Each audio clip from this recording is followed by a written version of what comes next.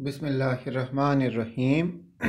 عزیز طلبہ و طالبات، سامعین، ناظرین، آپ کو اردو تعلیم چینل کی طرف سے سلام عقیدت۔ آج کا ہمارا موضوع ہے دہشت گردی ایک حقیقت ہے یا کہ افسانہ ہے۔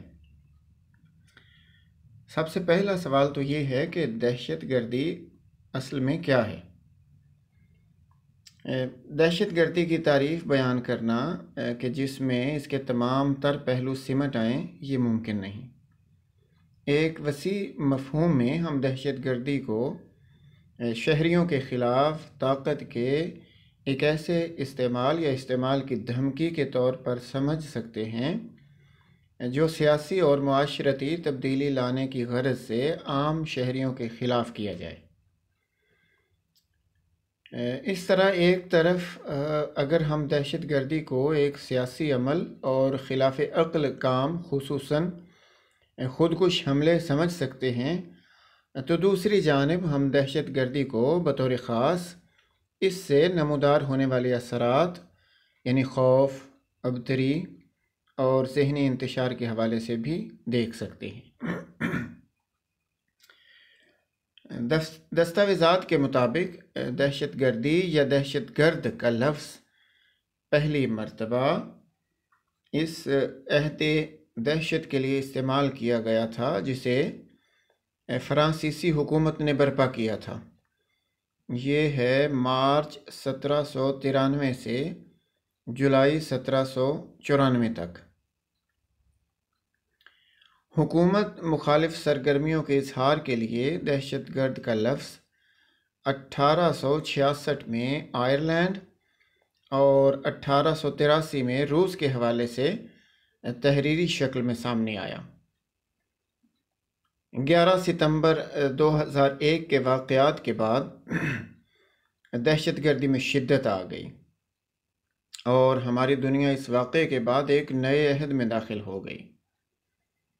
19 افراد جنہوں نے ورلڈ ٹریڈ سینٹر کے جڑواں میناروں اور امریکی وزارت دفاع کی عمارت کے ایک حصے کو تباہ کر دیا، درمیانی طبقے کے تعلیم یافتہ اور اعلیٰ تربیت یافتہ افراد تھے۔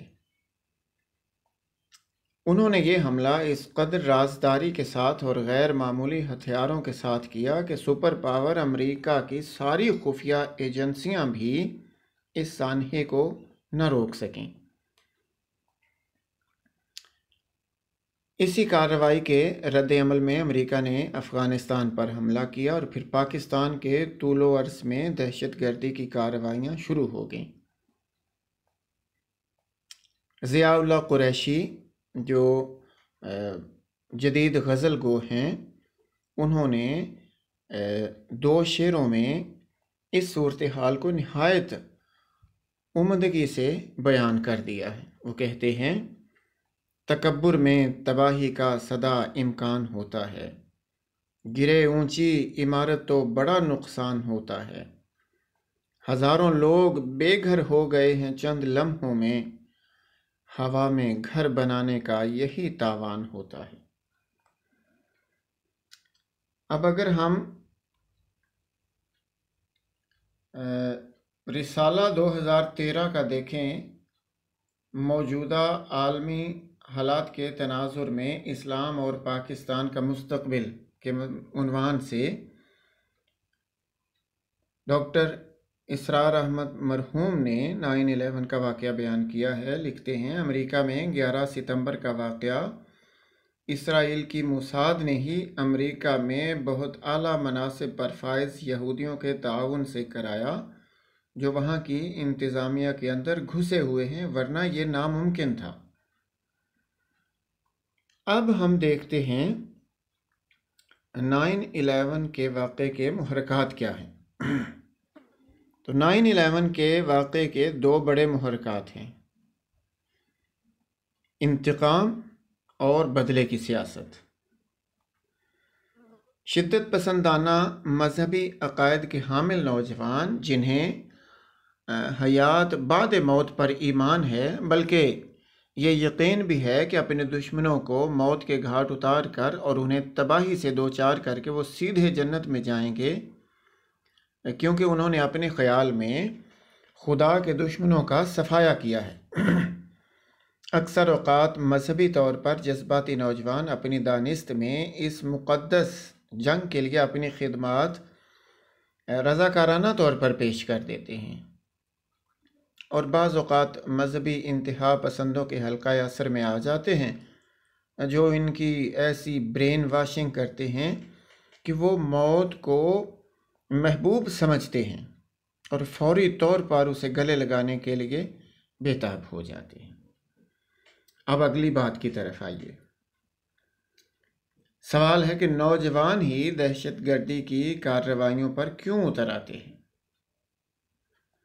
ہماری رائے یہ ہے کہ جب لوگ اپنے آپ کو کمزور، بے بس اور مجبور محسوس کرتے ہیں، خاص طور پر ایک طاقت کے سامنے جو ان سے کہیں زیادہ طاقتور ہوتی ہے، تو وہ غصے اور انتقام کی نفسیات کے زیر اثر اپنی جان پر کھیل جاتے ہیں۔ ایک دہشت گرد دراصل تضاد کی علامت ہوتا ہے، بیک وقت کمزور بھی اور طاقتور بھی۔ وہ گمنام بھی رہنا چاہتا ہے اور غیر معمولی کارنامہ بھی انجام دینا چاہتا ہے۔ وہ اپنے حملے میں یقیناً منصوبہ بندی سے کام لیتا ہے، اس کے باوجود اپنے آپ کو اور دوسری کئی معصوم جانوں کو تباہ کر کے خلاف منطق حرکت کرتا ہے، گویا اس کی منصوبہ بندی کے وہ نتائج برآمد نہیں ہوتے جنہیں پیش نظر رکھ کر اس نے اپنے علاوہ دوسری کئی قیمتی جانیں لے لی ہوتی ہیں۔ اللہ اکبر۔ شاہدہ حسن نے اپنی غزل کے ان شعروں میں دہشت گردی کے نتیجے میں جنم لینے والی بھیانک صورتحال کا نقشہ اس طرح کھینچا ہے۔ لکھتی ہیں، ہلاکت کی گھڑی سے ڈر رہی ہے، یہ دنیا آدمی سے ڈر رہی ہے، عجب ایک سانحہ گزرا کہ خلقت ابھی تک زندگی سے ڈر رہی ہے، حقیقت اور بیاں میں ربط کم ہے، زباں شاید کسی سے ڈر رہی ہے۔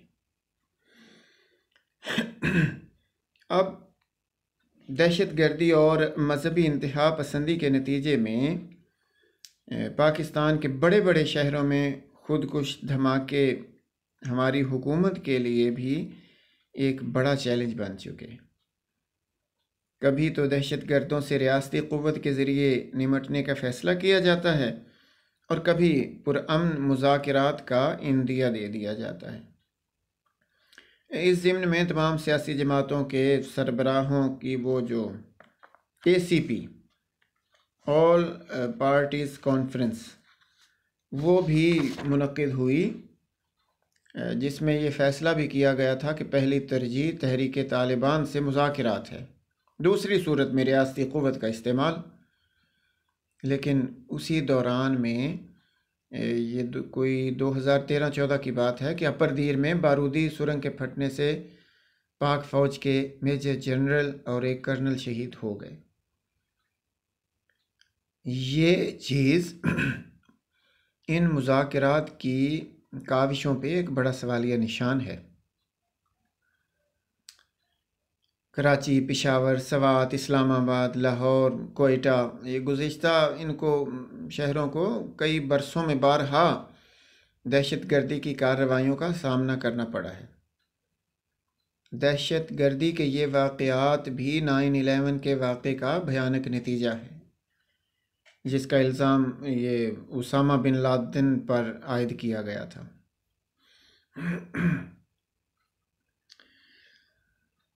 اب یہ کیا ہے اصل میں؟ یہ الزام حقیقت ہے یا یہ ایک افسانہ ہے؟ لیکن ایک بات ہے کہ دہشت گردی وہ افسانہ ہے جو کفار نے مسلمانوں سے منسوب کر دیا ہے۔ اس حوالے سے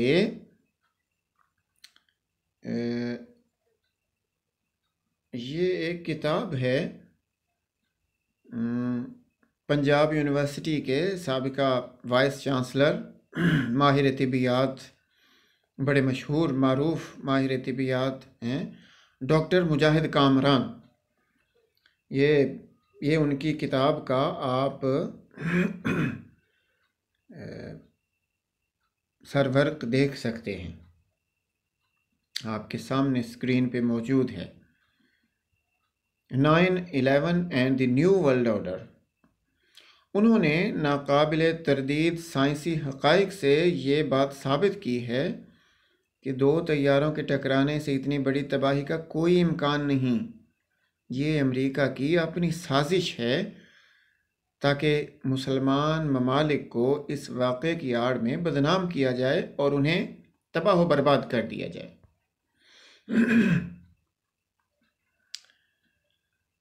اللہ اکبر۔ نیو ورلڈ آرڈر کا قیام اس سوچی سمجھی سازش کو بروئے کار لائے بغیر ممکن نہیں تھا۔ سو یہ سب کچھ ایک افسانہ اور ایک ڈرامہ ہے۔ 9/11 پر امریکہ نے جو کمیشن تشکیل دیا تھا، اس کی رپورٹ بھی ذہنوں میں اٹھنے والے بہت سے سوالات کا جواب دینے سے قاصر ہے۔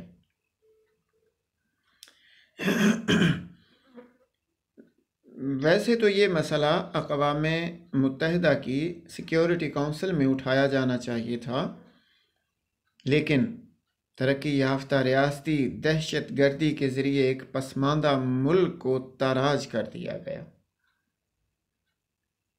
اس ریاستی دہشت گردی نے ہر نوعیت کی دہشت گردی کے راستے کھول دیے۔ سیاسی، مذہبی، فرقہ وارانہ دہشت گردی اسی کے شاخسانے تو ہیں۔ اب افراد سے لے کر اقوام تک دہشت گردی کے وائرس کا شکار ہو چکی ہیں۔ دنیا میں امن، سکون، آسودگی، طمانینت سب مفقود ہے، کوئی شخص کہیں محفوظ نہیں۔ گولی کی بولی بین الاقوامی زبان کا درجہ حاصل کر چکی ہے۔ جب کوئی شخص ہمارے موقف سے متفق نہیں ہوتا تو ہم اسے آزادی رائے کا حق دینے کی بجائے اپنے نظریات اس پر مسلط کر دینا چاہتے ہیں۔ نتیجہ کیا ہے؟ اسی کا نتیجہ ہے کہ دہشت گردی ہماری نفسیات کا ایک حصہ بن چکی ہے۔ ہمارے ہاں کیا ہے؟ ہمارے ہاں ہر شہر میں اسلحے کی فراوانی ہے، قانون کا احترام مفقود ہے، انسانی جان کی حرمت اور قدر و قیمت کا احساس معدوم ہے، انتہا پسندی ہماری رگ رگ میں سما گئی ہے۔ اپنے سیاسی مقاصد اسلحے کی قوت پر حاصل کر لینے کو ترجیح دے رہے ہیں۔ اس کے نتیجے میں دہشت گردی کا رویہ اب باقاعدہ ایک قومی رجحان میں بدل چکا ہے۔ یاد رکھیے، یہ صورتحال برقرار رہی تو ہماری ریاست اپنا وجود برقرار نہیں رکھ سکے گی۔ وحشت اور دہشت کی موجودگی میں ریاستیں کب زیادہ دیر زندہ رہتی ہیں؟ اس مسئلے کے حل کو ہمیں اپنی پہلی قومی ترجیح بنانا ہوگا، ورنہ پاکستان میں لاکھوں افراد دہشت گردی کی مختلف صورتوں کی بھینٹ چڑھتے ہی رہیں گے۔ آخر میں جناب احفاظ الرحمن کے یہ اشعار ضرور پڑھوں گا۔ کس کہانی کا ہے یہ آغاز اے شہر فسوں، کون سے موسم میں ٹھہرے گا تیرا جوش جنوں، حلقہ زنجیر میں کب دل کو آئے گا قرار، کون سی منزل پہ آئے گا پیام جا فضا، کیا تیرے صحرا کی قسمت میں گلے خنداں نہیں، کیا تیرے لوگوں میں خود جوئی کا کچھ ارماں نہیں۔ اللہ تعالی ہمیں اور ہمارے ایمان کو محفوظ فرمائے۔ اردو تعلیم یوٹیوب چینل کی طرف سے آپ کے لیے سلامتی کی ڈھیروں دعائیں۔